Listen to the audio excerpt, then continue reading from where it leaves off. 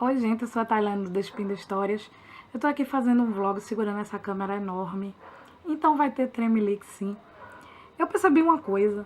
É vlog, mas eu tô fazendo poucos vlogs. Eu não tinha, como é que se diz, programado muitos vlogs. Mas aconteceu no meio do caminho uma coisa chamada meu pé. Meu pé começou a ficar inchado.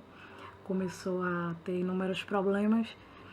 E eu não tô afim de desistir do vlog, mas eu saí de casa hoje e eu precisava sair, eu precisava resolver uma série de coisas. E dessa série de coisas que eu resolvi, surgiu a ideia desse vídeo. Às vezes eu gosto, e muita gente gosta também, desse senta e conversa, sem editar muito ou sem editar nada. Desculpem se a iluminação não estiver ideal. Onde está a minha iluminação ali, aliás? Eu só tô com um spot de luz e a própria luz do quarto. Então realmente não tá ideal, mas acredito que dê pra vocês me enxergarem. Então vamos lá. Eu hoje fui numa biblioteca pública, numa cidade próxima aqui. E tem a ver com o projeto Um Teto Todo delas. Eu não vou falar nada agora porque eu quero que tudo esteja fechadinho até eu poder divulgar pra vocês. Mas eu já comecei a resolver algumas coisinhas hoje lá. E eu estava nas prateleiras, junto com a bibliotecária de lá, que é uma amiga minha, vendo o que é que tinha para as categorias que eu precisava. E mesmo fora das categorias, né, mesmo nos livros em geral, só para deixar claro, a gente já estava percebendo, poxa, tem muito mais homens que mulheres. Não que essa revelação seja algo surpresa nem para mim, muito menos para ela. Mas é sempre difícil constatar essa realidade. Eu gosto de voltar a isso porque eu não escuto nenhuma, nem duas, nem três, nem quatro, nem cinco, nem 1000 vezes. São inúmeras vezes que eu escuto as pessoas dizendo que escolhem livros pela sinopse. Mas até que ponto é uma escolha equitativa entre homens e mulheres? Entre autores homens e mulheres? Até ponto nenhum, porque se homens estão em maior número e homens brancos também estão em maior número que homens negros, mulheres brancas estão em maior número que mulheres negras. Olha, cada vez que eu ia fazendo um recorte lá, eu ia ficando mais triste, porque eu percebia que não tinha.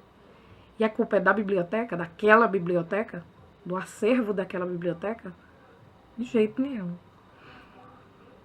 Problema cultural nosso. Nessa semana mesmo, uma menina postou uma coisa bem interessante, uma conhecida minha, que disse assim, que eu não lembro se foi o Pablo Neruda, acho que foi, mas foi um autor assim bem reconhecido que já cometeu um estupro e narrou esse estupro num dos seus textos. Daí muita gente foi bem ferrenha, eu inclusive, dizendo que, porque eu digo o que eu realmente faço. Quando eu sei que um autor faz determinado tipo de coisa, eu nem leio a literatura dele. E se eu li desavisada, eu paro de ler. Não tenho grandes problemas e dramas com isso mesmo, de verdade, não tenho grandes dramas. E o que surgiu de homem dizendo que, mas a gente tem que separar, porque tem que estudar, não sei o que, lá. E eles falavam como se tivesse uma dificuldade de se estudar esses autores. Autores renomados, já muito estudados, que vão continuar sendo estudados, assim como são defendidos por pessoas como ele. Enquanto isso, tem pessoas que parecem ser invisíveis por muito, muito tempo de suas carreiras. Tem gente como Conceição Evaristo, que, por exemplo, todo mundo fala que ela é tão incrível, mas mesmo assim, a obra dela não é tão fácil de ser encontrada, como seria se fosse publicada pela Companhia das Letras, por exemplo.